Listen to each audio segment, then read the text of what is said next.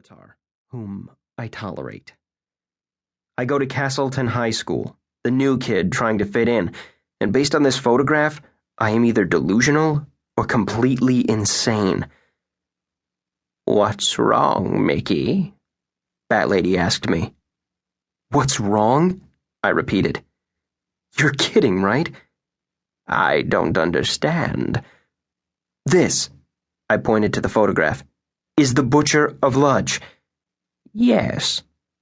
"And you think he died at the end of World War II? "That's what I was told," she said. "Mickey, do you know something?" I flashed back to the first time I had seen the Bat Lady. I had been walking to my new school when she suddenly appeared in the doorway of this decrepit house. I almost screamed out loud. She raised a ghostly hand toward me and said 5 words that struck me in the chest like a body blow. "Mickey." I had no idea how she knew my name. "Your father isn't dead." That was what had started me down this crazy road that now led to this picture. I looked up from the photograph. "Why did you tell me that?" "Tell you what?" "That my father isn't dead. Why did you say that to me?" She was silent. "Because I was there," I said, my voice trembling. "I saw him die with my own 2 eyes. Why would you say something like that?" "Tell me," she said in that creaky old voice. "Tell me what you remember." "Are you for real?" The old woman silently rolled up her sleeve and showed me the tattoo that marked her as a survivor of the Auschwitz death camp. "I told you how my father died," she said. "Now it's your turn. Tell me what happened." A chill ran down my spine. I looked around the dark room.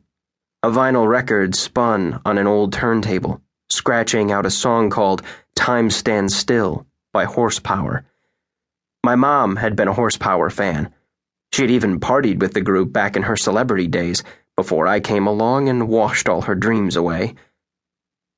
On the Bat Lady's mantel was that cursed picture, the one of the 5 hippies from the 60s wearing tie-dyed t-shirts with that butterfly on the chest. "Tell me," Bat Lady said again. I closed my eyes and took a deep breath. It was so hard to go back there, and yet it seemed as though I did it every night. We were driving to San Diego, just my dad and me. The radio was on. We were laughing. That's what I remember best from, well, before. The way he laughed. "Okay," she said. "Then what happened?" An SUV crossed the divider and crashed head-on into us. Boom. Like that. I stopped for a moment. I could almost feel it. The horrible jarring, the strain against the seatbelt, the whiplash into sudden darkness. The car flipped over. When I woke up, I was trapped. Some firefighters were trying to free me. "And your father?" I looked at her. "You knew my father, didn't you?" "My uncle told me that my father visited this house when he was a kid." She ignored the question.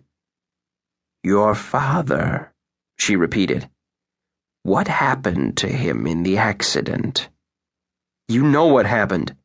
"Tell me." I could see him in my mind's eye. Dad was lying on his back. His eyes were closed. Blood was pooling around his head. My heart began to tumble. Bat Lady reached a bony hand toward me. "It's okay." "No!" I snapped, anger entering my voice now. "It's not okay. It isn't even close to okay. Because, see, there was a paramedic working on my dad. He had Sandy..."